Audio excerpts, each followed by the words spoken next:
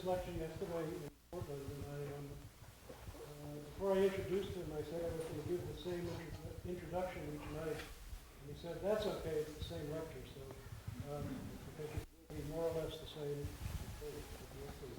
I'm very pleased to introduce our speaker this afternoon. Over 20 years ago, I had the opportunity to teach at the University of Edinburgh, and that's where I met Malcolm Fraser for the first time. Malcolm was an ideal student in a whole lot of ways. He really knew how to think, which isn't always the case about getting more and more the case among us. He knew how to draw, and perhaps most importantly, he knew which pubs in Edinburgh were the best ones in which to discuss weighty issues of architecture in the world. So that was a real education for me, and I learned a lot about Edinburgh, both in studio and at these occasions where Malcolm and his friends would tell me what I was doing wrong in teaching this studio about housing.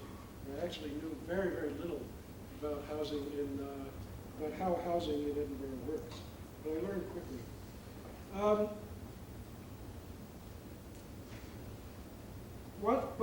What impressed me the most about Malcolm was his passion for Edinburgh, passion for this city where the weather is really, really bad. The buildings are very, very gray, and which up until the time I was there in the mid 80s, you really felt as if you were kind of stepping into the end of the 18th century when you got off the train from London or Glasgow.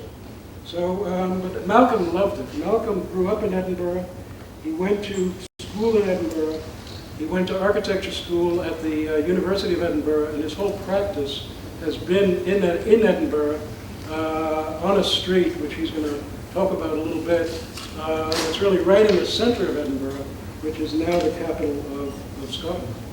Malcolm graduated from the University of Edinburgh in 1984 or thereabouts. He worked immediately after that as a community architect in a disadvantaged community in Edinburgh. He then came to California for 9 months and worked with Chris Alexander at the Center for Environmental Structure. And then he went back to Edinburgh and worked for various conservation practices in the city until he established his own firm in 1993. Since that time, the firm has won numerous awards in the UK, and Malcolm has been named as Scottish Architect of the Year twice in the last 4 years. He's also a writer and writes regularly for Building Design magazine, one of 2 weeklies in the UK dealing with architecture. He's also the deputy chair of an organization called Architecture and Design Scotland, which has recently been formed by the new Scottish executive. The Scotland is now semi-autonomous with respect to its government. It's now got its own parliament, and this board or group advises the Scottish executive on architecture in Scotland, and Malcolm is the design review leader for every major architecture project in the country. So in more ways than one, I think Malcolm is really changing the face of Edinburgh and changing the face of Scotland and making one feel when one goes there now that you really are at the beginning of the 21st century. At the University of Oregon, we pride ourselves on a commitment to an architecture that's rooted in place. And Malcolm Fraser is a role model not only for the buildings he makes, but perhaps more importantly, for his own commitment to a place that he loves as a part of himself. Malcolm has very graciously and generously agreed to be here today, and I feel very honored to be able to welcome him. Please join me in welcoming Malcolm Fraser.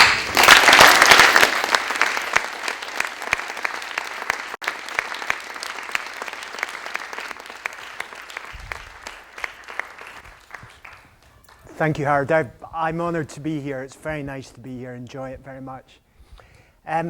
One thing I learned when I worked in Berkeley, when I was with Howard and Chris Alexander in Berkeley, that being Scottish is slightly obscure. It's a difficult thing to explain. People know about kilts and bagpipes and Sean Connery and Billy Connolly and train spotting and Braveheart, but actually where and what Scotland is a little difficult to explain. So you'll recognise Britain, I hope, but the northern part is Scotland, an extraordinary mountainous with extraordinary varied scenery, and Edinburgh is on just on that little loch, the big sea loch. You understand that there'll be some words that are quite different, and an extraordinary western fringe, lots of lochs coming in, long and varied coastline, and a difficult relationship with our big neighbour down south. We fought for our independence for hundreds and thousands of years, and then in the 17th century our king became King of England too, so the countries were kind of drawn together, and we became part of the British Empire, Industrial Revolution. Our engineers and our inventors were part of the establishment of the modern world. Industrial Revolution played an enormous part in it, but we've recently regained a measure of independence, quite a large measure of independence. Maybe you might have heard of this building too in Edinburgh. This is our Parliament, which is perhaps famous or infamous. It came in 10 times over budget. We're not sure whether we're absolutely horrified by it or pleased by it or whatever.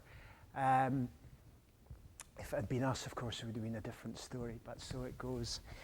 So I'd like to tell you first about Edinburgh, our small city. And we're a city of 500,000. Scotland's a nation of 5 million. I really like that size. It's a village. You know everybody. Our government's close at hand.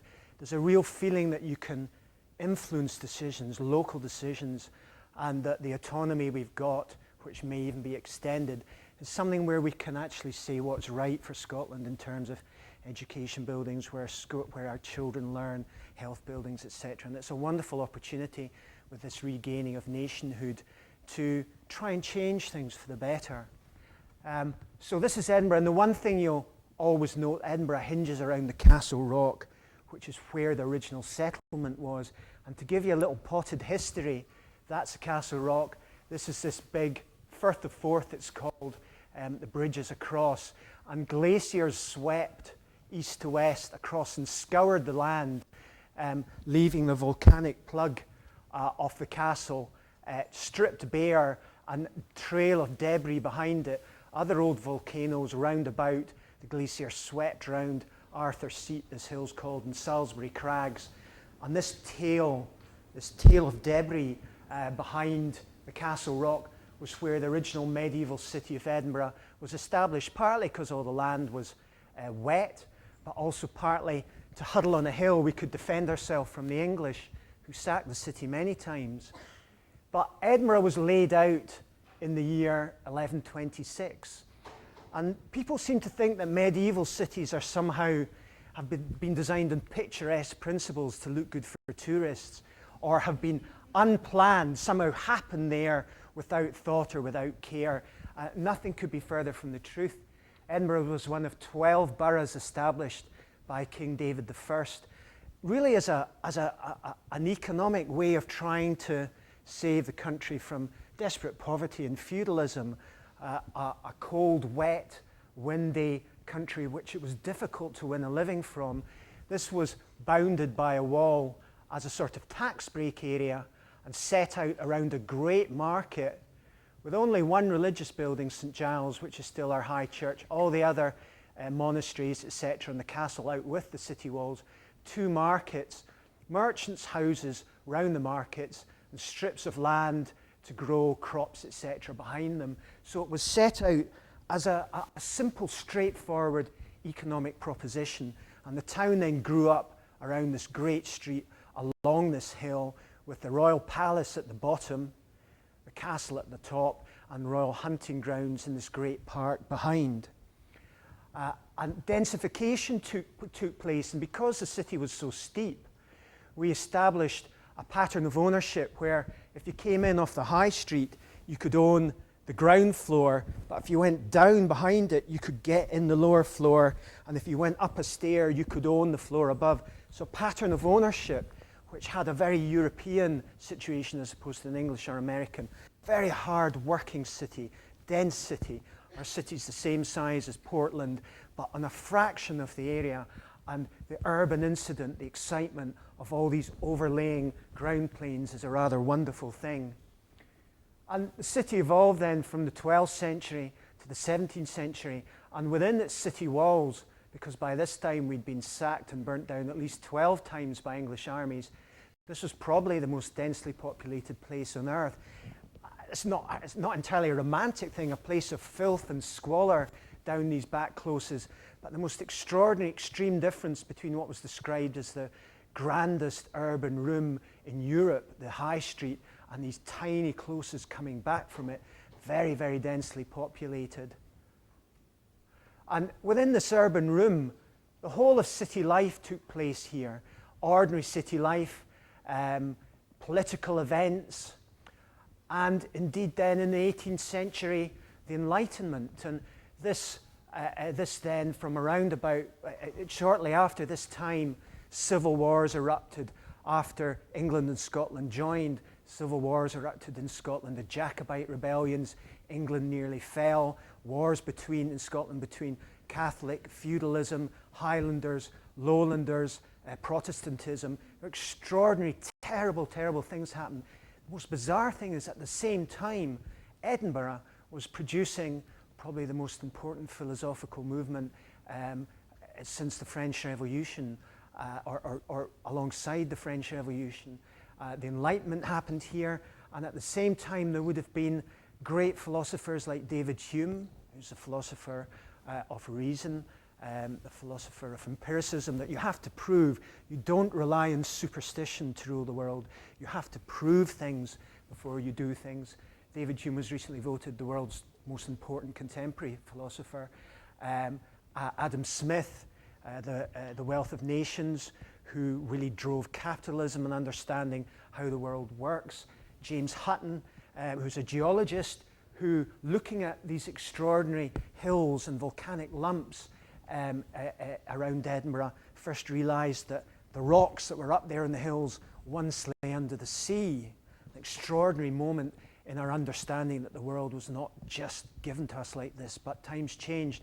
And Darwin, who was a medical student in Edinburgh, read some of James Hutton's work about geology and applied that to the natural world, to the animal kingdom. And then at this time, 1745, Edinburgh was a most extraordinary place. The almost abstract nature of this, as Le Corbusier described it, it's like a filleted fish laid out along a rock. Imagine coming to this place on its rock, reeking the smoke and the stench of the place. And the great High Street, this incredible space that's still there, running from the castle down to the Royal Palace, seaport of Leith, river running past it. And I love the fact that I can read the history. You can read the history of Scottish architecture in the buildings, but you can also read the history of Scottish thought and the way we looked at the world and understood the world. Medieval richness, Renaissance buildings. We'll come back to this building later. John Knox lived here. He's the main reformer. The Reformation in Edinburgh was led by him. Scotland was led by him. But I love the fact that medieval buildings are somewhat different than we expect historical buildings to be. There is this thought, we get told by the rather less imaginative members of the Conservation Heritage Lobby, that traditional architecture consists of planes of masonry with vertically orientated windows in them. And I look at a building like this, which was this was a printworks. The first Bibles in Scotland were produced here. And you look at that top story, and because they were working with a frame architecture, post and beam architecture, it's a horizontal architecture. And if you drew that, you would almost think it was a building from the 1920s, and it's very different. So it's not to be dogmatic about what the past gives us, about what a traditional city is, to understand how it evolves. And the beauty of evolution is that you work with the materials to hand, with the technology to hand. Typical Renaissance building, the High Street had arcades, basically a shopping mall all down the side to protect you from the weather. Shops in here, 4 stairs leading up to what would have been a coffee house or a bar on the first floor. The owners of the building, the upper classes, lived on the second floor. the middle classes on the floor above, the working classes in the roof, and down the closes, down these narrow alleys off to the side. An ant-heap of people, intense social interaction, and you cannot help but think that the glory of the Enlightenment is because of the social interaction happening, because of the nature, the tight nature of the city. But then on the left, the first Georgian building in Edinburgh, the direct product of the Enlightenment, a view that you could control the world, you could draw geometrical lines on the world and control it and understand it. And when people talk about the need to be sympathetic and work with Edinburgh, you can't change the old town, you can't build new buildings. I show them something like this, the shock of when that building went up next to these higgledy-piggledy buildings next to it must have been just quite extraordinary. And of course, Enlightenment, that's a minor part of it, because basically what the Enlightenment led to is this plan, which is the most extraordinary grid plan, along with the merchant city of Glasgow, Scotland's other major city. It's been proved how this was exported to America and how that grid drove the development of America, a more open commercial grid in America. This is closed in a way by axes and vistas.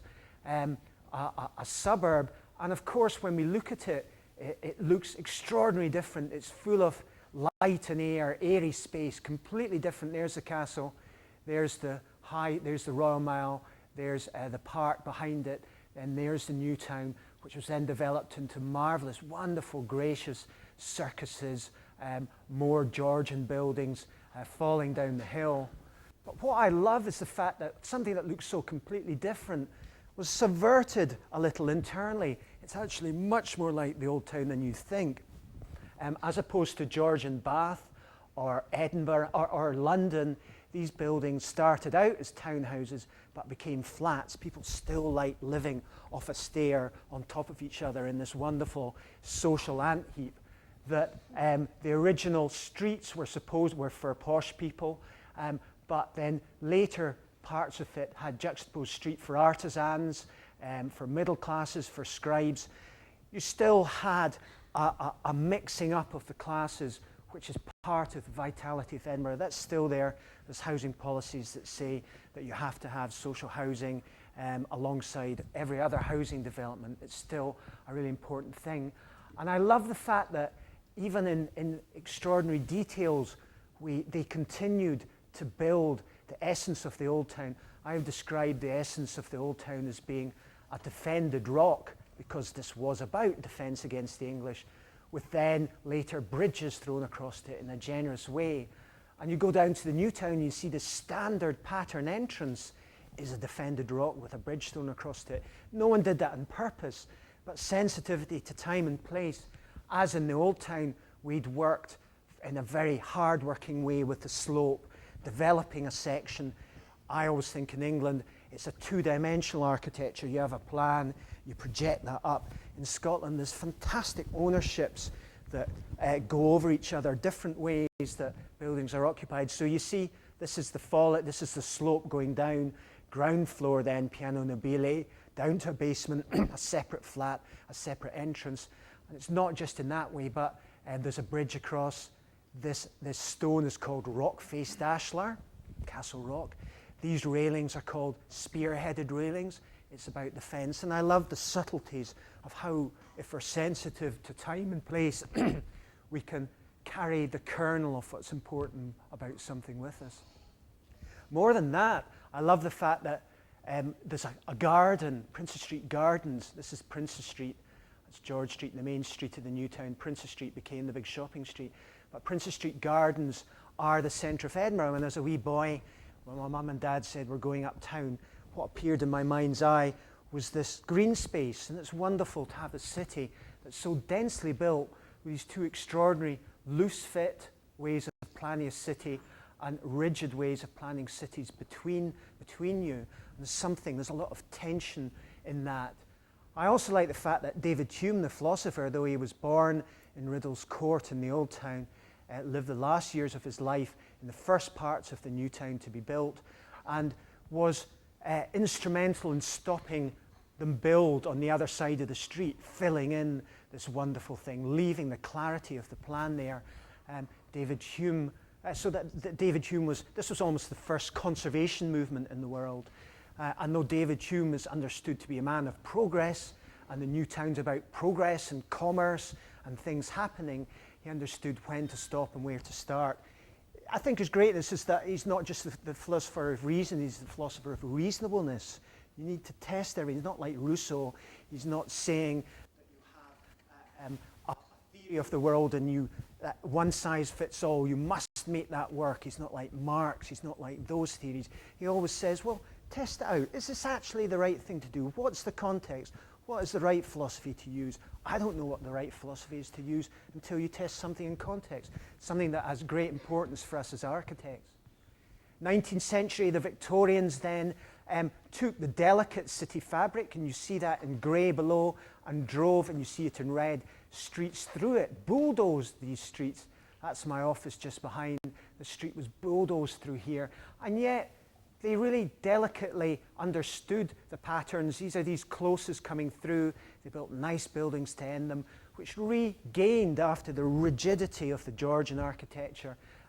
National romantic architecture took medieval devices and enjoyed this building out and the turning corners and all these sorts of things. And then on a street like Victorian Street, which obliterated much of Westbow, this extraordinary higgledy-piggledy place with all these 4 stairs coming up, multi-level uses, a bar up here, all sorts of things going on, obliterated it coming down here, but then very beautifully understood the potential of this multi-layer city. That's the top of Westbow here, and it comes down and then is brought down through stairs out here and down to the bottom of Victoria Street. And these are shops along Victoria Street. They took the opportunity to build a road on top of the shops, more shops around the top. And it's that sensitivity to site, to place, and learning from how people have occupied these things before. Even in the late 20th century, and this is down the bottom of the Royal Mile, the Canongate, which is much narrower, to a good 20th century architecture, which repaired all this site, repaired old medieval buildings at the back of the site, made a big garden because it said this place was much too dense, we need to bring some light in, we need some greenery, and then put this very nice modernist loggia, pilotis. So coming down this narrow street, you get the narrowness, but you also see through, you feel expansive, you see the sun hit the cherry trees behind. And that's always what I'm looking for when I'm engaging with a historic place. What are the things from the past that are good? But let's not be dogmatic about applying them. Let's see if there are modern concerns about light and openness and open space that can change the patterns, that we can adapt them. And then even more recent buildings, my colleague Richard Murphy, enjoying the horizontality of the medieval, recovering some of those things just further down the Canongate. But I shouldn't let you, as you know, the 20th century wasn't this wonderful, happy place. Catharsis happened, hubris. Really, our ability to renew environments turned into an almost institutionalized contempt for the past, and the tight urban environments where the buildings are from the past were often displayed. So this is my beloved Princes Street Gardens with an 8-lane motorway driven through it, with car parks proposed to take up part of the gardens, with buildings demolished all around, new buildings, hardly any old buildings left in the old town. Edinburgh's citizens were very conservative, and they lay down in the street to stop these things happening, as I did, and much of these things were saved. But unfortunately then, the pendulum, if it had been in the court of destruction, then swang right back into timidity, and in the 80s and early 90s, the architecture that was produced was very timid. This is a building which was built with a modern concrete system, but tried to look like a building from 400 years before. And if we are to read the history of Scottish thought and the buildings, what does that tell us about a once confident nation that really believed in its modernity, understood tradition, and understood how to go forward? A building beside John Knox's house, which said, well, John Knox's house has got a wee gable here, so let's make a wee gable beside it. That's all we can do. And you look around, you see Victorian classical buildings, you see Georgian buildings, you see all this wonderful variety happening, and it seems that we lost the plot a little. Just off the high street building, we described the office as Scooby-Doo Gothic, and then just a lump. This is trying to look like the buildings of the past, failing miserably because we don't have the craftsmanship, we don't have the ability to do these things. One last person I forgot to include a slide for, but Patrick Geddes lived in Edinburgh, the father of town planning, a very interesting man, as opposed to some of new urbanism, Career Brothers, etc. They seem to regard the city as a fairly reactionary project. You have to build streets and squares and blocks. You build them and it's finished. It's like a building block. The city is finished when you repair everything and that's it. Geddes was originally a botanist. He understood the city as an ecosystem where things change and grow, where if the climate changes, then different things grow up that we can influence, that should change. And it's a radically different way of looking at things, and I think one that is extremely relevant today. So that's the location of my office, and these are our major projects in Edinburgh. Most of them within 5 minutes walk, all of them within 10 minutes cycle, because this is a small city, some of them in the main river, the Water of Leith, through Edinburgh. So a place I understand well. And this is the view from my office. And unfortunately, you cannot take a picture. Slides do not tell you what's important about view. You just see big roofs. But when you hang out my window and you look left, that little spot there, that's the sunlight falling on the high street. And you see tourists and people walking up and down the high street and this narrow close coming down, as David Hume once did. You see the top of the spire of St Giles. That's still the main church in Edinburgh. You see the flag flying over the city chambers, where our local government. Here you're looking right away along Princess Street Gardens. You can see the galleries, City in the Gardens. You can see the fourth rail bridge, extraordinary structure behind. You can see the Bank of Scotland, which we're working on at the moment. The castle, just the edge of the castle. Look across here. You can see the Firth of Forth, that sheet of water across the main station. And then when you look down, I think, wow, God, this is Manhattan. It's the most extraordinary canyon. And I had a television crew in my office about a month ago interviewing me about high buildings, saying, of course, you can't do high buildings in traditional cities, can you? And I said, well, look out my window. There was 12-story buildings on this site in the 17th century. High buildings are not new, but the ability to make coherent urban environments out of them has been lost and needs to be recovered. So that's us. This is my office on the left, and aren't we lovely? I've got 18 architects work with me, and I worked in other architects' offices. I don't know how you'll find the world when you go out, but they worked you very hard. They made you work at evenings. They told you were useless, that you had to work harder in order to do more work, to be more miserable, and you'd work harder and you'd be flagellate yourself and you'd feel awful about what you did, but you'd keep working and working and working. And I just hated it. I'm a kind of fluffy, I'm an old hippie. I like the people I work with to have a life. I like them to go home. I like them to be in the world. You can't be an architect if all you do is look at a screen, if all you do is work. You have to know about life and people. You have to be part of the world. And I like to pay them as much as I can. I pay them above the average, and that's not usual because architects with a design reputation can get away with paying less. I tell them I love them in a kind of quiet way, and it works. I've had, in the last 7 years, I've had 2 architects leave. One of them because she fell in love with another architect and they couldn't work together in my office. So she went to work for my wife. My wife is an architect's firm too, so it was like an internal transfer. So we all know how we work together. We all understand each other. I don't have any high flyers. I've never employed anyone who seemed like some groovy young Turk with a really whiz-bang flash portfolio. I like working with people I like, and it's basically on that basis that I've employed people, and it seems to work. So I'm sorry, that's a long introduction, and now I can come on to our buildings. And we started in a very modest way. I've never enjoyed competitions. I don't like how people win competitions with big, stupid images that don't tell you anything about the importance of brief, getting things right, making things work on the ground.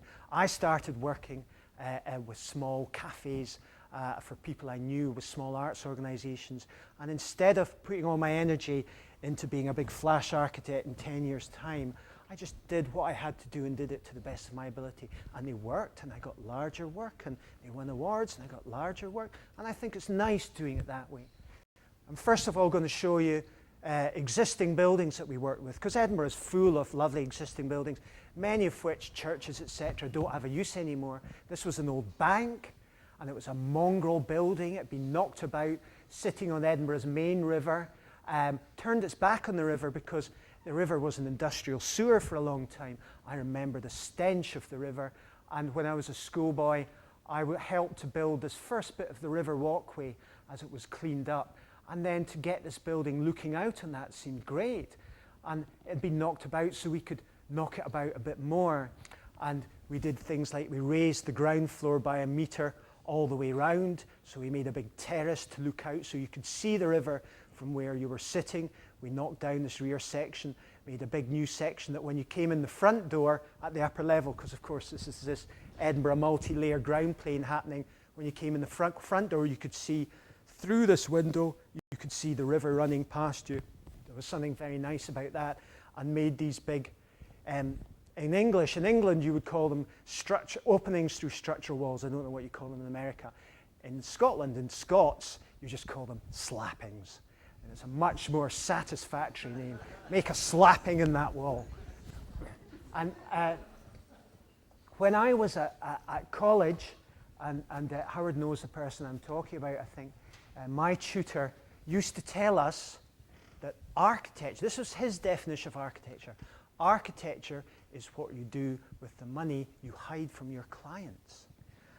I thought that was a desperate, dreadful thing. He was saying that what we do has no value. We can't get the money back. If we're good architects, we can't get the money back. And that's a terrible thing.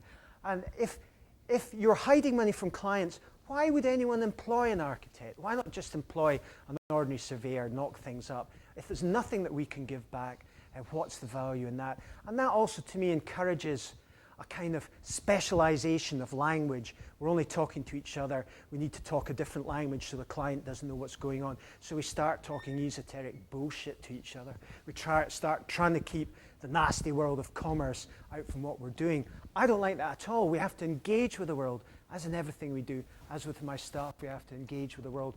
So I like the fact that this was the first, we eventually did 15 restaurants for this pizza chain, Pizza Express. They're very good, they're top end, and they told me, I'd done a wee cafe, the chief executive saw the cafe, liked it, came to see us, and he told me, I want every site to be different, not because we want them to look different for their own sake, but because we want you to get the best out of the site, make the building absolutely right for the site. So though he was at that time they were the best performing company in Britain, he was in the financial pages the whole time, but he was good because every restaurant we did, he flew up to Edinburgh, he sat in the office, he discussed with me colour, view, texture, the sound of a space, the materials to use, whether it's nicer to open a door like that or to open a door like that. Of course it's like that. Those sorts of things. He understood if you got these things right, he sold more pizzas. So to me this was the sort of triumphant comeback to my tutor who said architecture is not about money. Architecture, this is architecture, and doing it right sold more pizzas. And I like architecture that's simple. I like to do the least possible to get the most richness. I like architecture that doesn't make sense until it's occupied by people, and that as people bring the life and the incident. I don't like fiddly detailing, I like simple detailing. So here we've tried to do everything as simple as possible. Here it's all about American cherry wood, the warmth of that space, and on a chilly evening I can walk the other side of the river and you can almost warm your hands at the conviviality, the conversation, the people getting on with each other coming across the river. The best thing in the world to me about being an architect is that I know at this moment in time, I don't know what time it is in Edinburgh, but there are thousands of people who are in buildings that I've designed. They're dancing, they're eating, they're meeting friends, they're making love, and that there's something more special about what they're doing. It happens more nicely. The food's better, the conversation's better, the dance is more physical because of what I've done, and it's the most tremendous honor to be doing that. And after that, that was our first ever, our first decent-sized restaurant. We've done maybe 50 or 60 bars, restaurants, hotels all over Britain. This is one about 5 years after that one in the new town called Rick's. There's its front entrance. It's under a Georgian tenement, and we took all the structure out after that, and then we linked it. We knew, and this is about knowing a place well, we knew there was a collapsed Georgian warehouse at the back. We linked the two sites. We glazed the tiny little garden that was between them. We used the light to draw you into the space. We made a busy bar underneath, and we made a hotel above, a little boutique hotel with 10 rooms. We took the old warehouse, we repaired everything that's there, we added on top of it, we designed all the furniture, chose all the lights, chose all the fabrics, as we do with all our jobs, did the whole thing. The repairing of old buildings, the recovery of that sort of infrastructure is also the same as the recovery of different sorts of infrastructure in a place. So this is the river, the Water of Leith. There's the old town, and there's the new town. That was a little restaurant we did on the river. Is that as focused as well as it could be? Because it looks a little blurry to me, but does anyone know about that? Have you had a... Sorry, I know I was in full flow, but does it take a while to focus? Don't worry. It's fine. Just tell me it's fine and get on with it. It's fine. Thank you. So having done, as a wee schoolboy, having built the first part of the walkway to get a Millennium project with funding from the government to put in all the missing sections of the walkway was wonderful. And you can now walk all the way from the old docks, all the way through town, past some of our buildings, past a visitor centre we made, all the way out into the country in the Pentland Hills. You only touch a road twice. It's wonderful to do that. And you see the bridges, extraordinary bridges that go over. You can just see the river underneath, and that's it winding its way down to the sea. And we made a kit of parts that in difficult parts of the river, there's the river underneath, could stitch across it. We developed sites around it, and then we developed this visitor centre at a critical point. This is a point where these wonderful two watery things come together. There's the river. There's a teaching space we made, outdoor space looking down in the river. This is an old school that we adapted to intensify the moment coming through this gateway. And this is a canal leading out of Edinburgh on this extraordinary bridge above, two bridges, canal and railway bridge. This is us stitching this a route through visitor centre, and then the kit parts again, cantilevering out of the bank, going down to link to the other sections of walkway. And even simple things, I like doing as little as possible. If it's not appropriate to show ourselves off as architects, we can put a building and a user together. This is a wonderful old neoclassical church. It was on the buildings at risk register because nobody could find a use for it. The performance uses, which kept the top quality interior, split it up into offices or flats.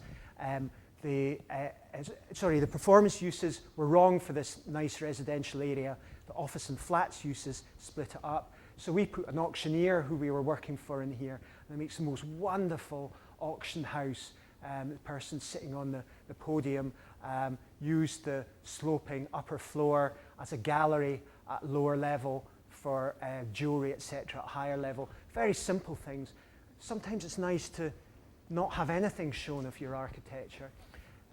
Bank of Scotland headquarters, building from 1806, very near our office, very plain, classical building, which was then made into a Baroque extravaganza with the most extraordinary great telling hall, banking hall in the middle of it. That was then, in the 20th century, very badly dealt with. That's the old banking hall. There was a floor put across there, and you can see lowered ceilings. That's the original banking hall. Mid-floor, lowered ceilings, columns, 8 lifts, 1, 2, 3, 4, 5, 6 on this floor, 2 on other floors, 8 lifts inserted, so you got no rooms anymore, which is why they put the offices in here. So we took out 8 lifts, put 2 back that went all the way top to bottom, got all the top bankers, very important people, back in the original rooms, re-established the original rooms, and it means that we could regain the telling hall, this wonderful big space. And when you're in here, it's just been opened up now. You really feel like the new town was laid out for your benefit. And it's nice to think that heritage and economics are not separate. There's too many times you think that development and old buildings are at war with each other. But Bank of Scotland, HBOS as they're called now, is one of the 10 biggest banks in Europe. And it's absolutely important that they bring American, European bankers into this space, show off a bit. So that really works for them as a headquarters. So if that's a few of our working with existing buildings, this was our first new building, wholly new building. Little arts organisation I'd done a disabled toilet for, and we then started to look for sites. Scottish Poetry Library, the first library of poetry, certainly in Europe. I don't know if there are others. And we found this wonderful site which had, that's a 16th century section of city wall, that's a 17th century, and it then has the crags beyond. That's our site. And when we bought it, we didn't know the Parliament was going in here. And actually, those of you who know your anarchist theory will recognise that as the symbol of chaos, which is quite prescient given a building that came 10 times over budget. So that was my unplaced design, which was actually then later built. A relationship to neoclassical monuments, and there's that's the Canongate, the bottom of the Royal Mile, the Royal Palace, so it's right in the middle of Scottish culture. A little pattern language that I drew to show how the building snuggled into this old wall, which has arrow slits to defend Edinburgh, and how you then made a 4-stair going next to it, how you dealt with the slope. Again, it's important to understand how you dealt with the slope. And my clients loved the metaphor that in the same way they said, the heritage of Scottish poetry is wonderful, but we want to be forward-looking. We don't want to say that the past is finished.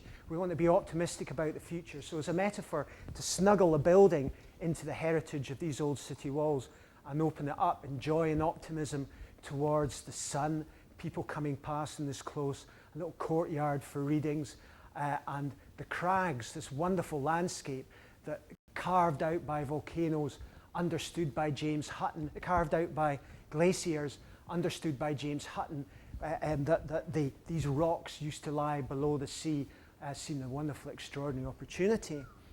And to make an architecture that felt wholly modern, but because it understood place and site, a 4-stair then, like a traditional medieval 4-stair, happened, not because I wanted to make it look Scottish, but because it was the right thing for the site.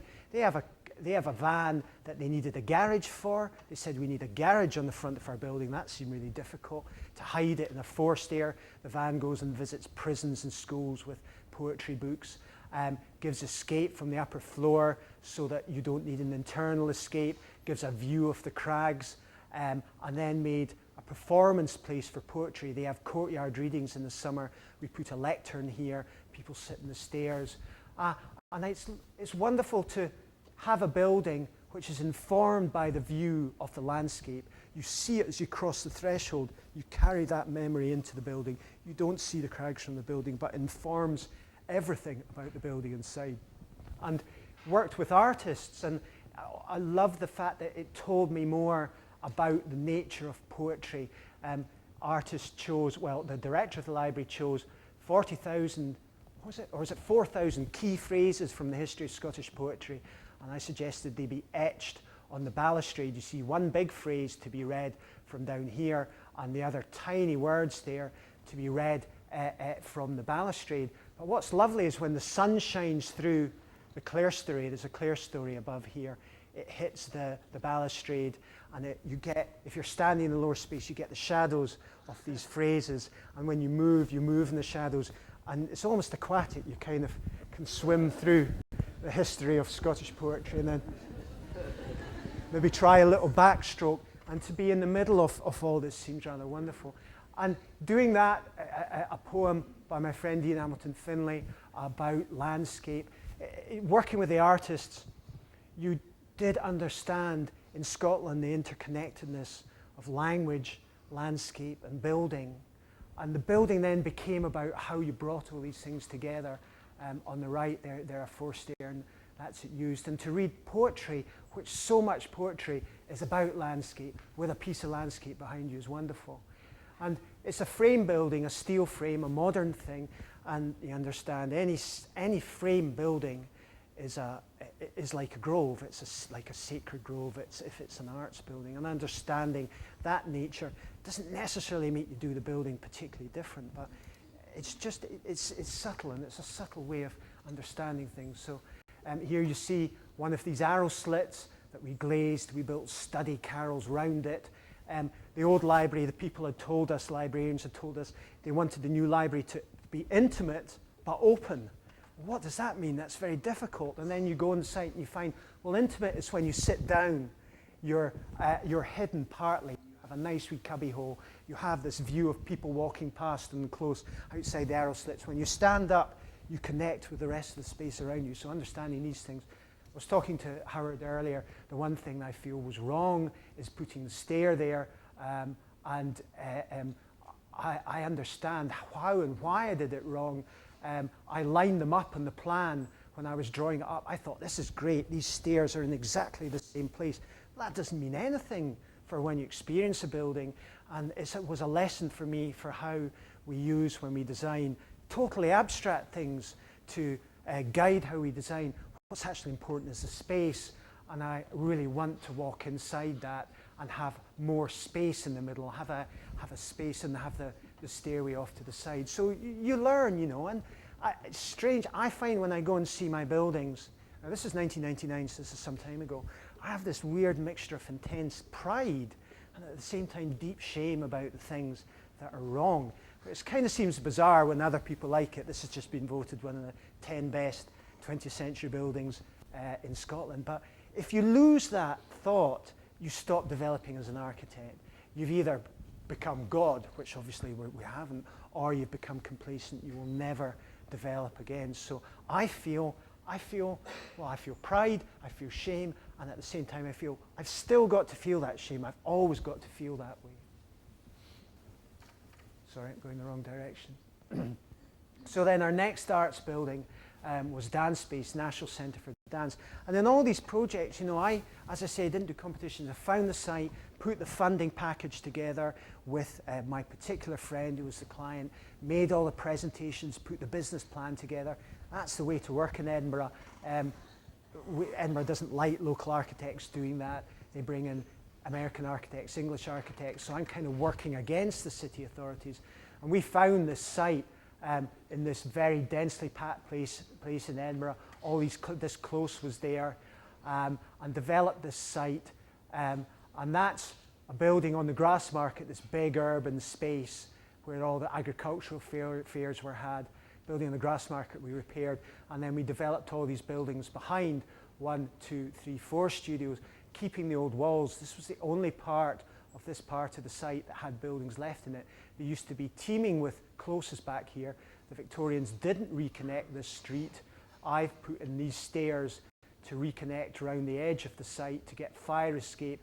This building blocked it off, so all these buildings were demolished. So this was recovering a bit of medieval pattern. And then really enjoying the modern buildings behind the old building we kept and repaired, and the relationship to the landscape around and the castle round about.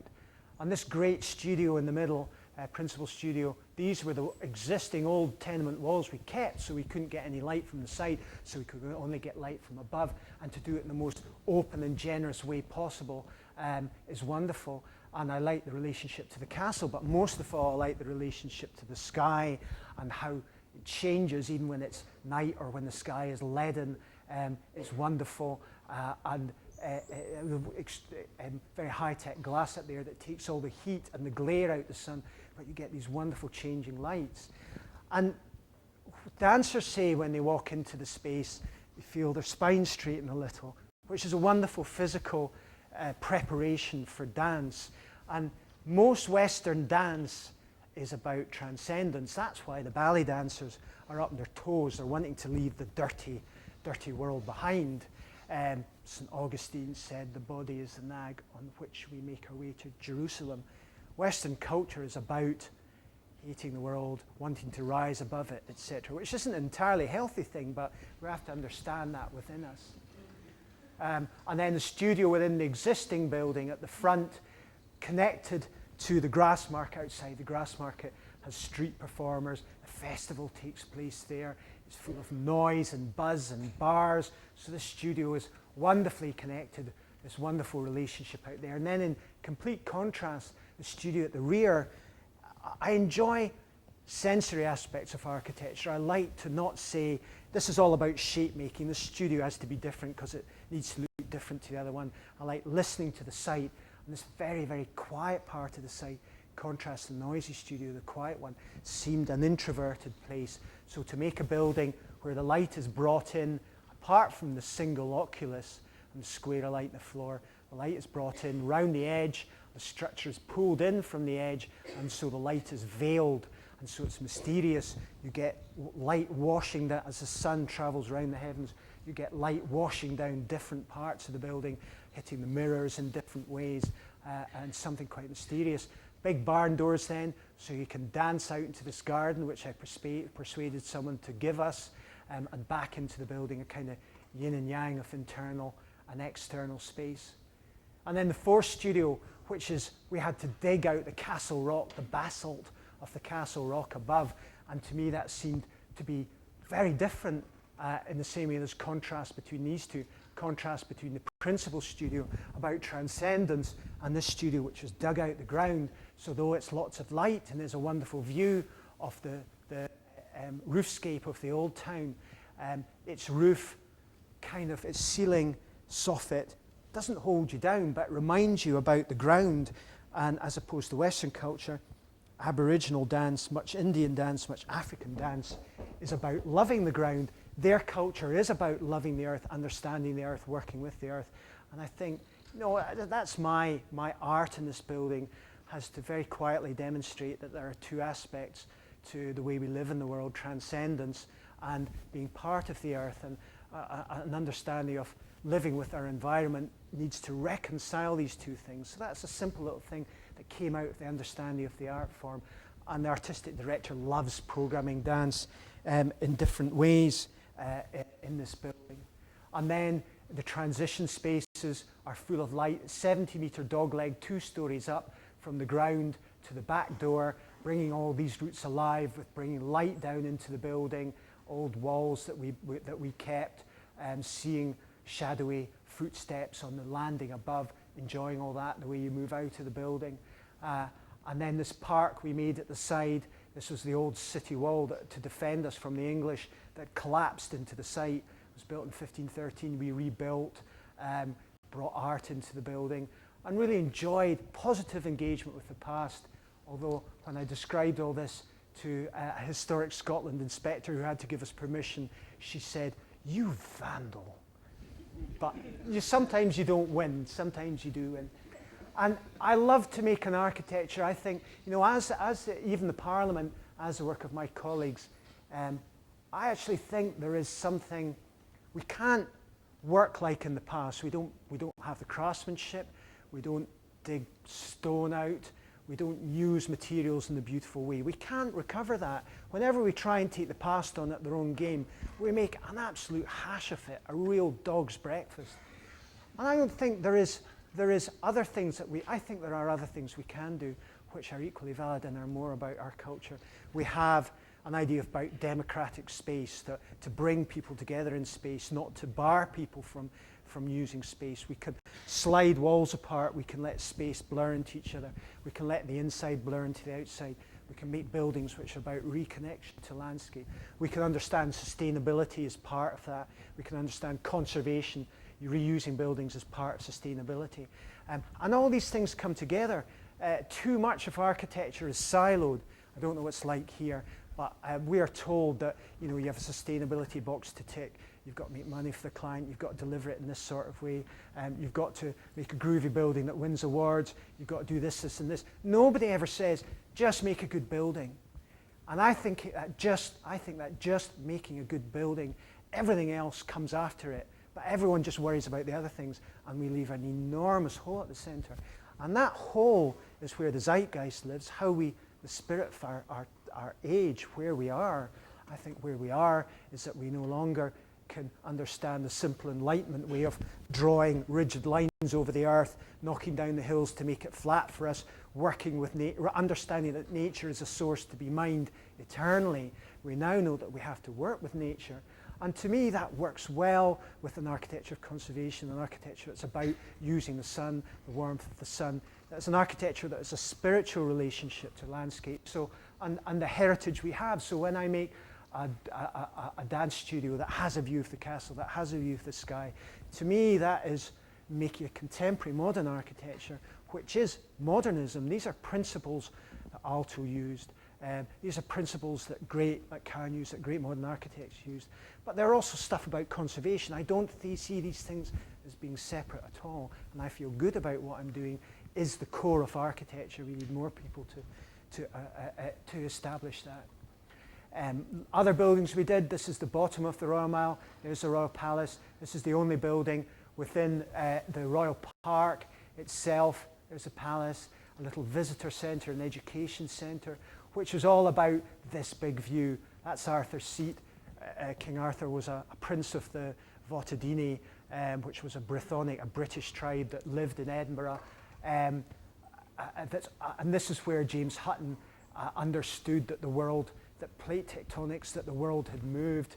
And so to make a building that's as simple as possible about looking out in a rich way at this great view, framing these classroom windows, making a transition space, a threshold, something warm around here, a place where you move out of the building and up into the view. And our current arts building in Edinburgh, Scottish Storytelling Centre on the High Street, we looked at it before, this great medieval building the former John Knox lived in. And that's our scaffolding next door for our site. We incorporated this building into the next door site, into one storytelling centre. That's it there. And you can see from the High Street, you can see the sea beyond, and that's the roofs of the Parliament. This was where Edinburgh's main gate sat, and it's lovely that you can have a gate that you can see over into the countryside beyond. That's that place. So this is the place that 12 times English armies burst their way through and sacked Edinburgh, a most extraordinary and important moments in history. And what was lovely is that our first meeting with our client, the director of the library, he described storytelling as a gateway art, because tradition in northern countries is very different from nice warm Latin countries. Storytelling around a fire was the sort of master of ceremonies for all the other arts, led to music, led to poetry, led to singing, led to all sorts of stuff. And so the fact that once again metaphor told us that this was a gateway to Edinburgh, and we had this gateway art happening here, was rather wonderful. That's John Knox House. That is the old gateway that was demolished, and Walt Disney, your heart out. That's the most extraordinary building. So understanding the history of where the gateways were, how they moved. And this is then the building that we talked about earlier. Not a bad building, but just not confident enough, not sure enough about its place in the world. Behind that facade, this courtyard, which never got any sun, and a bit of a mess of a ground floor plan. We tidied up, we enclosed the courtyard.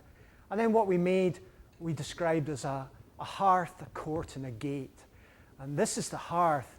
It's a storytelling theatre downstairs, lined in timber, but with a little view of a storytelling garden outside.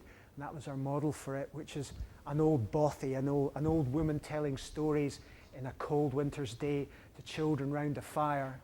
This is the court, and we enclosed that open air space. And it's wonderful, it's now finished, or just finishing. You get more light in there than you did when it was unenclosed, because instead of the sunlight falling past it, it hits the glazing in the roof, hits these fins, and is reflected into the space. But it's a connected space, so storytelling within that space can be about the heavens, it can be about the natural world, the garden, or it can be about the urban world, the end of the high street, this gateway outside. And then the idea of gateway becomes important. Astonishingly, by wonderful coincidence, my clients own the bell, cast in 1621, which sat in that gateway, which rang on so many occasions when armies battered their way through the door. There's words carved in it, there's words set into it. Wha dare meddle with me? Who dares meddle with me? A kind of warning to people who want to go through, although English didn't worry too much too often. And that's where we are. A couple of weeks' time, the bell will be hung up here, making an architecture that's bold, it uses stone, but that reintroduces here, we make the building a lot tighter than the building before. This is all about the street was widened to reintroduce the idea of compression and gateway, and the extraordinariness of this moment of moving into this historic town was very important to us. So there's words being carved into stone, being put into windows. So, changing track rather, we're doing a lot of housing work now. These are the two kind of standard models for housing in Britain, in Scotland. Suburban housing, urban housing, which is so terribly feeble attempt to build an eviscerated, craft-free version of the past. Why should we do this? But then the alternatives are equally strange to me. These are maybe two exemplars. This is in Edinburgh. This is Poundbury in Dorset by the Prince of Wales Foundation. What this is doing is saying, we need to make buildings groovier. We need the wow factor. We need them to be more picturesque. And actually, these flats aren't any better than those flats. In fact, they're probably worse, because you can't get your vacuum cleaner into these sharp corners or put furniture in them or anything. And this is a way of thinking about architecture, which is not about the core. It's about architecture as a branch of the advertising industry, as a way, how do you show yourself off? This is wrong to me. There's much that's good in new urbanism. There's much that's good in reestablishing neighborliness and understanding there's good things from the past. But nobody built towns and cities in the past for picturesque reasons. This is built for picturesque reasons. I see these as being part of the same miasma, the same wrong way of looking at the world. And actually, this is where I was born and brought up, suburb on the edge of Edinburgh, and that's my house, or where I used to live. I'm interested in the fact that if you look at traditional communities, nothing there was built for picturesque reasons. Pragmatic, practical things. It's a harbour, place to dry fishing nets, common grazing land nearby, a market in which to sell fish and which to buy vegetables, yard to put the pig in, simple things like that. Use simple palette of materials that were to hand. There's none of that. And then people think that this is similar to this. They are worlds apart. So I'm interested in what are the patterns. If these were the patterns, common grazing, the market, if these were the patterns that drove towns of the past, cities of the past, I'm interested in what are the patterns today. And I like much of the architecture of the 60s, which is totally maligned. This is this place where I worked as a community architect, where Train Spotting author came from, in fact. Well, the sort of place on the outskirts of Edinburgh that he came from. I love the placemaking going on here, the enclosure of space. I love a 60s building and how it makes protected sunny courtyards and how you open up from that. I think there's things in there which we need to recover. So when we got a little project, which was for a suburb, this is a town just west of Edinburgh, Bowness, farmland on the edge. So the existing, you're only 5 minutes walk out from the centre of town. This was the master plan we were given. The person who owned the site was an old architect who wanted not the usual rubbish to happen here. So encouraged volume house builders to use interesting architects. There's our site. And this is where we started. So we thought, what are the patterns that are important today? They're about making south-facing, sunny public rooms and a big garden outside. So we took a simple housing box, we pushed it to the back of the site so it was more urban to the rear. We opened the big doors so you could spill out into the garden. So instead of, normally what you get is a building at a wonky angle to try and look picturesque in the middle of the plot, and then 4 unsatisfactory garden spaces. We got one big garden space. We put the 2-car garage that apparently you have to have in a place that had an entrance court on one side and had a car tinkering court on the other. We linked them with a tartan grid of paths and put pergolas and things around them. We made the buildings as simple and plain as possible so they didn't have to spend money on wonky bits to try and make them look interesting. We say, let's make them calm and plain. Planners gave us a terrible time. They didn't like. They said this was boring architecture. We took all the money that, I don't know what you call it here, and I don't know if you'll even understand the term, but the sort of pediments, carriage lamps, half timbered, all the shite that they decorate housing with. Do you know what when you gob in Scotland is when you clear your throat and spit? And the house building industry calls these things gob-ons. And I'd be sitting around, I never knew the word, and I was sitting in a meeting with senior executives from Stuart Milne Homes, and they're going, can we really afford to put the money from the gob-ons into the landscaping? I go, what are you talking about? But certainly, it's demonstrative of an industry not happy with what they do.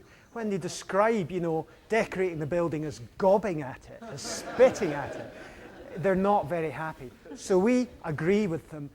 We said, we take the money from the gob-ons and we put it into landscaping. We define these spaces, we make them work. So the photos I'll show you are from last year where their houses were just finished, before the landscaping grew, so it looks a little raw. But, these are the simple things. Sorry. So this is then what we went on to build the whole master plan out of. We then, how do you put that master plan together over our larger site, which has a park around it, which has different views? This was a pit head, a mine was filled in here, so we made a square round that. We made subsidiary spaces, car parking courts. We linked those spaces out to this lovely park roundabout. We made the whole thing join up. And then we took an ordinary plot where we disposed of the building like I described in the ordinary thing in the first site we did. And then in the next site where you're coming in from a different side, so you get this more urban conditions, something a little different happens to the other side of the road. On the next site, well, if we'd put this house here, it would have overshadowed the garden behind, so we moved the house to the east of the site. So it gets southerly light, it gets westerly light, it faces the square in a different sort of way with a different sort of courtyard. We're applying the same patterns, but you start to get variation in them by, as David Hume would say, by looking at each situation, by applying reasonableness, by getting the best thing empirically out the site. Something different happens at the square because we have all these views out of the countryside again. So without forcing it, and before the landscaping's grown, I feel we've got an architecture which has some of the picturesqueness of simple traditional architectures, some of the differences happening, but for objective reasons. So in the same as in the past, they would have used a fishnet drying, a marketplace, place to have the pig. We're using a gradation of public to private gathering spaces which lead in to a sunny living room. We're using a sun, we're using those sorts of patterns to give a same objectively arrived at, but ultimately a good looking picturesque environment. We do lots more housing, we do urban housing. This is in the Old Town again, and two sites. And this one that we've worked on, that I was architect for when I worked for another firm in 1991, very simple urban block with offices, enclosing an internal courtyard, bringing closes, bringing these public ways through them, having these views out of landscape. This thing I'm saying is a zeitgeist, to relate our buildings always to views to the world around us, to conserving, to understand. And then next door, the opportunity to then do a more modern version of that, to not have a courtyard which fills with cars, to bring it up to the first floor, to park underneath it, to link that, upper floor to gardens behind, nice public gardens behind, to make roof terraces so you have a gradation of private outdoor space, public outdoor space where you can have barbecues and bring the public through the edge of that. I enjoy that. To use butt jointed planar glazing as being a modern version of the Edinburgh Bay window, about capturing the sun, about bringing the sun into your space. So to make an urban architecture of openness and conviviality.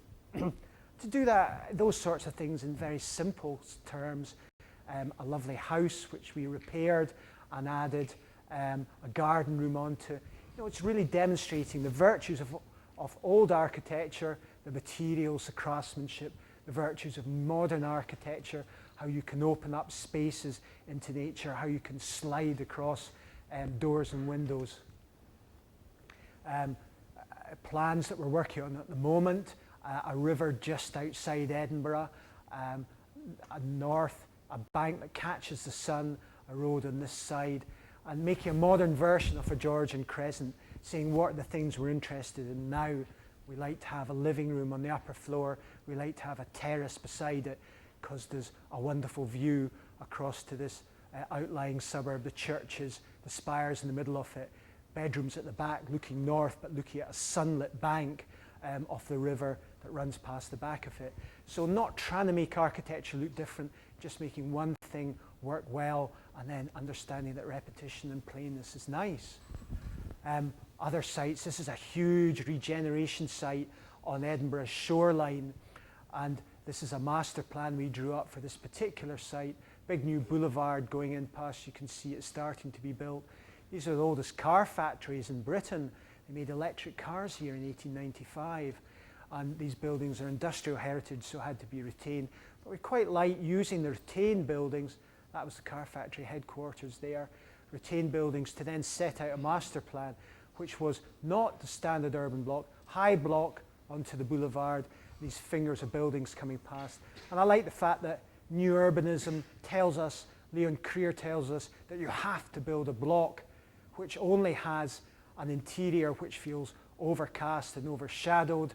And us doing this, keeping the heritage of these old buildings, made us do something that was more like this, with a high building to the boulevard, which is like the high street at the front. I love the fact that it's like a little slice of the old town of Edinburgh. Creers said European cities consist of squares and streets and blocks. And you'll notice there are none of these things here. I think that's very interesting. The world is a much richer place. We must take patterns and get better light than in those sorts of things. So this is where we are. This has just gone on site. Very simple, plain, hard building facing north onto the boulevard. Lots of balconies and terraces facing south up to the heart of Edinburgh from the other side, reinforcing this pattern.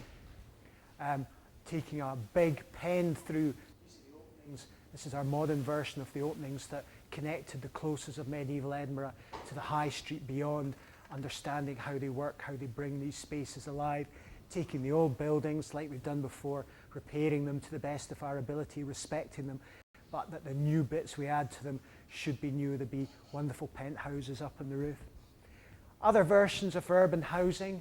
This is an area just outside the World Heritage Site of Edinburgh, housing on MacDonald Road, simple tenement form. This is the site, looking into the site, and a simple tenement form, very plain, to complete this. And then the planners told us we had to do an urban block to entirely enclose this space. And I didn't like that. This is my old flat where I used to live and Howard stayed. I find that very oppressive. All these windows looking at you, no way that you can look out. This is what we did. We made a little balcony. We slapped out the back and you connected to the garden in a wonderful way. But we want to think what more we can do to make a space like this work. So we made an architecture. We took our tenement and we cut great slots out of it. We established the block at ground level, but then we make huge cutouts above that from the second floor up. And they let sun in, they bring the space alive, they let views out, and then the third thing they do, they allow us to make balconies on them, and we carve more balconies out the roof, and we carve slots and balconies. And this is urban living, and yet 85% of the flats here have big private outdoor space. You have to get amenity with density. That's what makes cities work. A very hard, simple architecture, good hard-wearing material on the exterior, and then making these balconies work inside using a white render to bounce the light about inside. An architecture that's simple and plain, big windows. The planners said this looks grim. And I said, it's got huge windows. We don't want to put gob-ons on here. We want to make the architecture plain. And by the way, this is what we're supposed to like in Edinburgh. This is very plain, isn't it, too? In fact, are we doing too much by making these balconies? Maybe you want to make us make it look more historic. So, and then moving away from Edinburgh, and I will finish soon. We are now completed a National Centre for Dance in Newcastle. This is us understanding the context of it. And a very cheap building, studios along one side, and a big theatre in it. And there's a new public square. The building itself is very simple, plain brick. and the offices, the administration accommodation then has this glazed curtain wall with lots of colours in it, and a cafe and bar at the corner to animate the square. And our client wanted a social space at the heart, kind of internal theatrical space for the building. And we understood the building as being a spiral of gathering places. In the door, the first one, this cafe bar that looks out towards the square. So you get this social space internally, and as you turn left, you hear the noise, sounds from this cafe and this bar filtering out. You see people moving past in the square outside, and then you look back in this great space with all these other spaces hanging around it. And it's a space that comes alive with all different sorts of things that we've tuned. Hertzberger is a big influence for how to bring internal spaces alive with people. And you then spiral up the building, this great board-marked concrete stair, and then up on the first floor, the students occupy studios around here, and this is the students' gathering place, big connection out to the boulevard that has been put in under a new master plan behind. But then as you turn around, you connect with this great, the sunshine falling in this internal space. And if you move back to an internal space, you hear people coming in the front door, reception below you. There's the cafe and bar on the right. And these openings are to the administration spaces. Technical box for the theatre, because as you move into this is a fully working dance theatre. These bricks that we use, these dark bricks, they act as a thermal wheel. We don't need any ventilation in this building apart from the main theatre. We don't need ventilation in the studios. They are so hard wearing. We don't need decoration. They have an integrity. We don't need any steel in the building. It holds itself up. So this is up on the top floor then, warm-up space for the studios, and very simple dance studios where you pick out particular views. You can see across the River Tyne, the countryside behind. I'll go on now. And then that's still from the video. That's the space that was down there last week. We've just taken completion, and we saw the first people coming in to use the building. And as before, this building, it's like it's getting heat. It takes a while to warm up, but you're starting to see how people use the space, how the people in the admin areas can hear the noise of people warming up, but aren't disturbed by it. But the whole thing works, and it's just wonderful.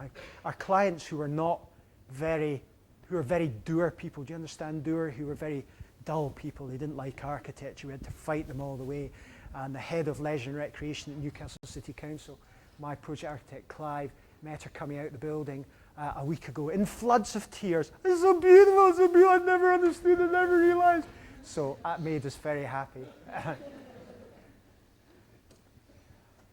And last, to show how we work in other places, you take the knowledge of understanding Edinburgh and you understand other places, what makes them tick in the same way. This is Berwick upon Tweed, which is right on the border between Scotland and England, hence all the extraordinary fortifications around it's been fought over many times.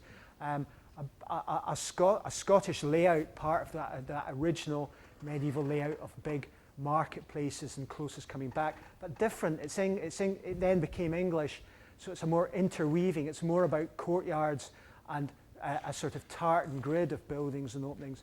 Dead End Courtyard, these buildings unfortunately were demolished before we got to them. Dead End Courtyard, a nasty courtyard behind it, which was really just carved out to park a few cars. That's that elevation, that's part of our site. And what we then do in a situation like that is we make a building which didn't close up the courtyard. We bring people in, we bring them through, we bring them into this courtyard.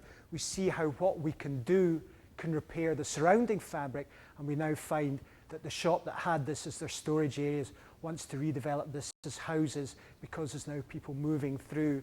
This is a business centre, and I love the fact that they kept talking about business buzz as if it was a kind of lifestyle thing that happened in here, but actually we can use the patterns of medieval patterns to bring buzz into this courtyard. They can have openings in there. So that's that courtyard, that's this courtyard, and understanding how that can assist the brief itself. Lastly, Princes Street, a terrible proposal Princes Street's a mess. It's the main shopping street. Most of the buildings are empty above the ground floor. They're really rubbish buildings from the 60s, some bad Victorian buildings, knackered Georgian buildings, overlisted. The city council said, yes, but they're historic, so we can't touch them, so we have to build an underground shopping centre, and the Princes Street Gardens can become the food court. So the idea that you have the greatest retail context in the world, the views of the castle opposite, and buildings that everyone agrees are knackered and aren't actually occupied, and you turn your back on them and dig underground, seems bizarre. So with Edinburgh's main heritage organisation and a retail surveyor, we presented to the public inquiry. This got turned down, and we presented a proposal which was to develop malls in the street where you could go into them and get this fantastic view out of the old town or the castle opposite, and instead of just be able to have shops along the street, rat them in at upper levels all the way, move back through the site and up onto the streets beyond. And I think the City Council then adopted this as a strategy, but then elbowed us out the project and got a really poor English architect to take it forward. But we are taking some of these things forward with individual site owners on the site. And just then, I suppose in summary, I hope that I can have demonstrated why I feel good about being an architect, why it is about people and how people respond to spaces. And when I look at most architectural theory and the way that most architecture is taught, it's all about bullshit stuff about Charles Jenks's isms, or am I a conservation architect? I don't care how this building works. I just want to understand its historical importance. We have to understand its sustainability, how it can make money. Nothing about the centre of architecture. And I don't understand why you would do that when architecture is very simple. I look at buildings and I think, do they come alive? Do people come alive in them? How well do they work? How good do I feel moving into that? That's the core of architecture, and if you can concentrate that, I think everything else falls out around it. Thanks very much.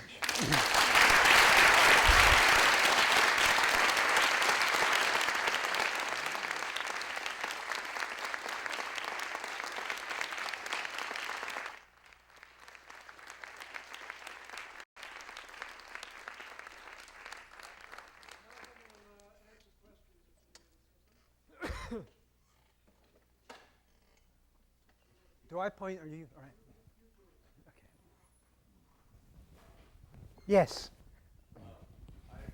Red hair, Scottish, irritable temperament.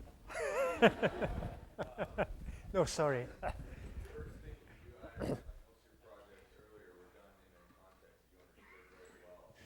What would you do once you saw something coming together? Not the one you said the proposals for the business aspect of it, but things just kind of trickled in. What's the first thing you do when you get a smaller office and everything?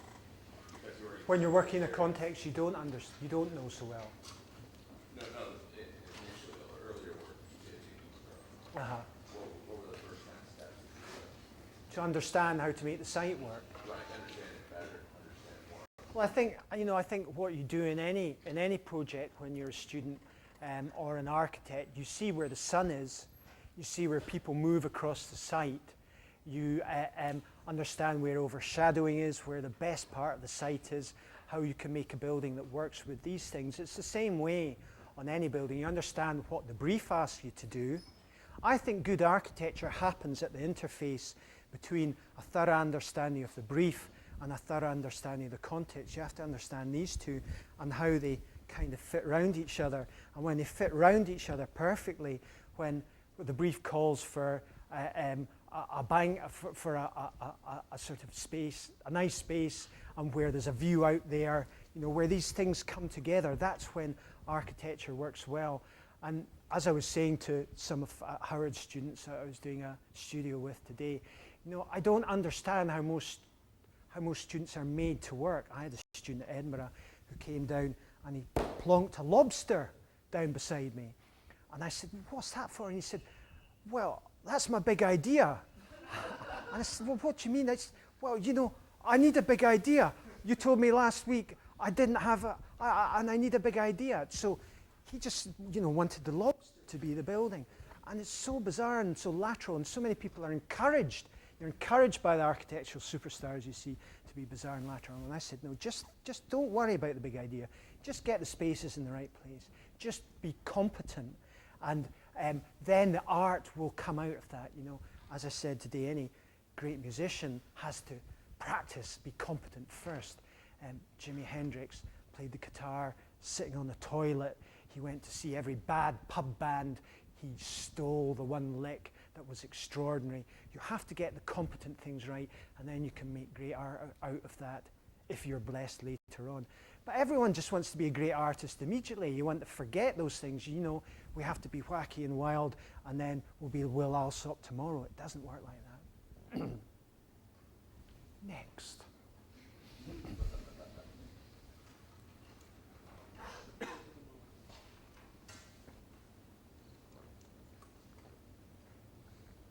Well done, brave man. Do you ever think you'll reach a point where you've done almost too much in Edinburgh and you've like shaped the city to a point where it's almost becoming like your city? And where does it stop? Well, you know, if I was sitting where you were, I would think, look at all these Edinburgh projects, and that's just a fifth of them. That, you know, no one else can have any work in Edinburgh. But you know, that's not the case. What we do actually physically is a tiny, tiny percentage of what happens in Edinburgh, and most of what happens is absolutely dreadful. You know, it really makes you weep. And we have an enormous problem being taken seriously. I think partly because the Scots have been under the English yoke for so long, we have a very poor opinion of ourselves. You know, we drink ourselves stupid. We have the worst heart disease in the world. We eat deep-fried Mars bars with French fries with what we call chips. You know, we don't like ourselves very much. Our greatest modernist poet, Hugh MacDiarmid, said, it's not that the Scots can't tell the difference between good and bad. They can, and believe they deserve the bad every time. So there's a lot of rubbish happening. So there's not enough happening in Edinburgh. I'm from Edinburgh. I speak about Edinburgh with passion and with flair, and I'm held up by all the city authorities to be the grooviest thing. And you go home in Edinburgh Airport, there's big pictures of my buildings, but I've never got a single bit of work from them. And their officials do everything they can to have me thrown off projects every time. So I keep plugging away. I've not finished with Edinburgh, and I want to be doing more, and I want the projects that are there that are bad to be less bad. But I wouldn't mind a job in Barcelona too, or Eugene, or, you know, other places, because once you understand one place well, it's easier to get to understand the heartbeat, what makes another place tick. Anyone else? You talked a little bit about Edinburgh as a World Heritage Site. Yes. And I'm curious if you can maybe elaborate on how that affects your design possibilities, materials that you use. Well, I actually dislike conservation areas. I dislike World Heritage designations, not because I dislike them, almost because of what's outside them. There's this sort of idea, if you draw a line around a place and say it's beautiful and we need to do beautiful buildings in it, which we do, I think that's fine, then we can do ugliness elsewhere. You know, I think everywhere should be treated with equal care. The care we need to bring to bear upon Edinburgh shouldn't be any different from the care we need to bring upon everywhere else in the world.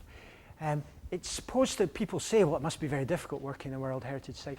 I actually find many of the heritage people a lot easier to deal with than the ordinary planners. People who have looked at good architecture from the past actually are more able to recognise good architecture from the present.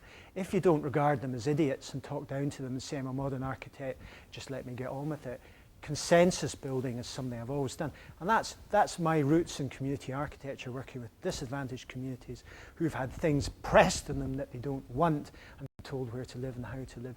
You have to work with people. There's no way in the 21st century we can be gentlemen architects and just respected for existing.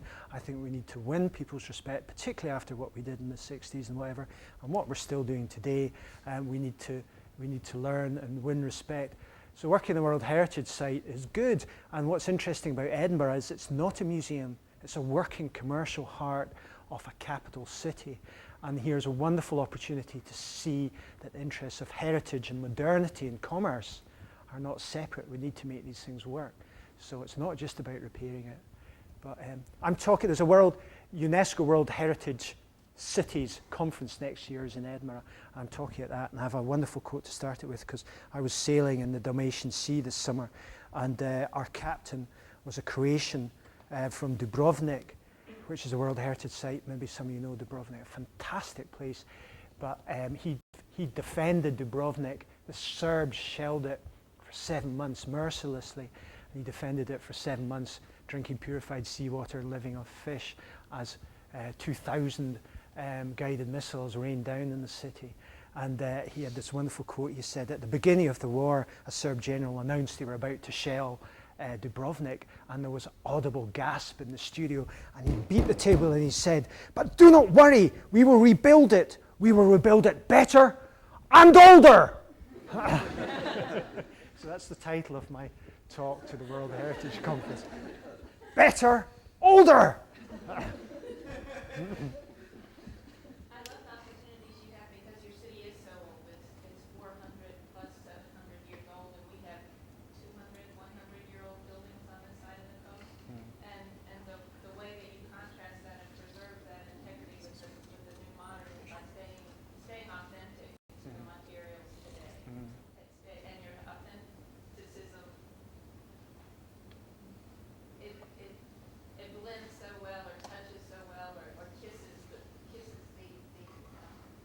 historic property. I admire that. Well, I suppose then the issue is, what do you do in a younger country without this vast heritage of buildings to look at? You know, it's not different. No situation's different. There is always a context you're building in. There is no such thing as a site without the sun in one direction.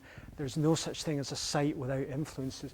You know, I think, in a way, people say to me my job is much more difficult because I have all these old architectures. I think it's easier. But that's not to say that you can't work with what you have. You know, there's something really interesting about the grid. How do you work with the grid? Can you develop it? What happens in the middle of the grid? What do you do in these situations? You have old buildings to value.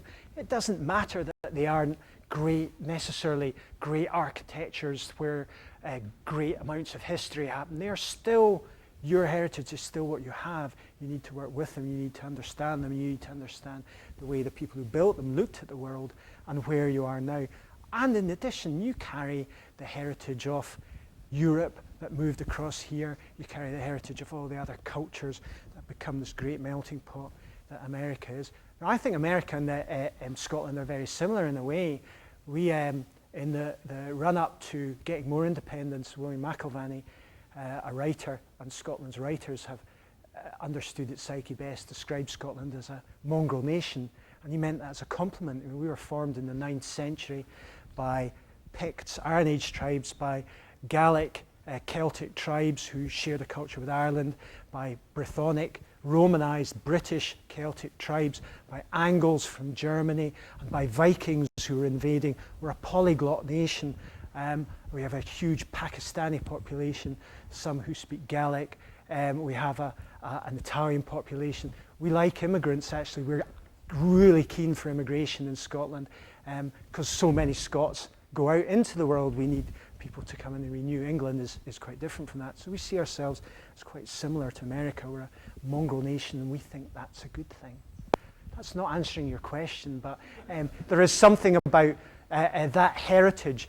I think we in Scotland, we feel very good about being an open and welcoming people, the aspects of ourselves that are. And I think there's something that we learn from that, and I think about in relation to architecture as well. A bit of a rambling answer, I apologise. I was just wondering if you could describe sort of the process that goes on in your office, maybe when you get a new project, and how things happen. Collaboration starts in the office. I'm not the design genius, and people don't run about, but I focus design sessions. I focus the energies of people, and there are people who are available for projects, and you try and build a team in a complementary way. There are people in the office who are less good at running things on site. There are people in the office who are maybe less strong designers. But nevertheless, it's important that everybody works on a project from the beginning to the end.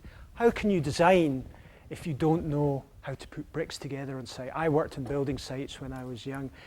If you don't know what it is to run a job on site, how can you run a job on site if you don't know what the design is, if you haven't been part of that? So we make the office where people compensate for each other's strengths in office. We put teams together. No one is necessarily the sole designer, but there are some people who emerge as being the lead designer. We work around the table, design sessions, we put ideas forward. The most junior person in the office may have the best idea, and that becomes part of the whole thing. Because the office is unegotistical, because I've picked people who I believe are nice to work with, nobody says, you know, this is mine, I can't do that. Sometimes a junior person will lead a project and the senior people will work for them in terms of doing the detailing, doing the contract administration. Other times it will be the other way around. It can be difficult sometimes because nobody's left or very few people leave. We don't have young people coming in. We have to a certain extent. We've got a bit recently. And so we're growing old together to a certain extent. But we use computers more, and that assists with the donkey work. And we understand the value of teamwork and how people can work together in these situations. So it's a kind of evolutionary process, and I orchestrate it. When projects go wrong, I deal with that. I deal with the bits that are missing, and then I also try and ensure things are happening together. I'm not the soloist, but maybe I'm the conductor to a certain extent. I'm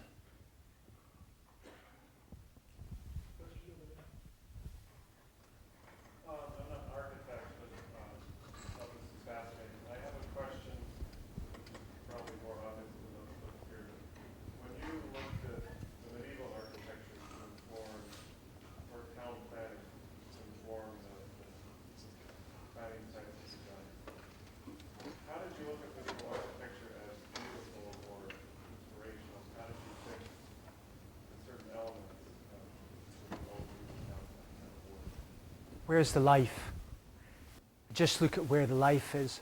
And that allows me to see that medieval patterns work well, but they don't work well where their streets are so narrow and there's filth running down the middle of it. You know, you just look and you say, it's not that the past is good or the past is bad and the present is good. It's where is the good in the past? How can I take that and how can I change that? Where can I bring in modern things? How can I adapt things? So it's always that thing as to looking for the life in buildings.